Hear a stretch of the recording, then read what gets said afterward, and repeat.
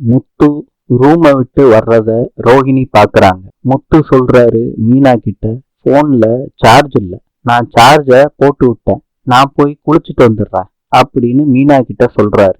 அத ரோஹிணி கேட்டுக்கிட்டு இருக்காங்க. முத்து ரூமுக்குள்ள போறாங்க ரோஹிணி. முத்துவோட போனை பாக்குறாங்க ரோஹிணி. அப்ப முத்து பாத்ரூம்ல இருந்து மீனான்னு கூப்பிடுறாரு. ரோஹிணி அலறிய அடிச்சுக்கிட்டு முத்துவோட போனோட பெட்டுக்குள்ள போய் ஒளிஞ்சுக்கிறாங்க. முத்துவோட போனை பாக்குறாங்க. அப்ப அந்த வீடியோவை பாக்குறாங்க. சிட்டி சொன்னது உண்மைதான். சத்யாதான் ஆன்டி கிட்ட இருந்து எடுத்திருக்கான். இந்த ஒரு வீடியோ போதும், இந்த வீடியோவை நம்ம மொபைலுக்கு அனுப்பி விட்டுருவோம்.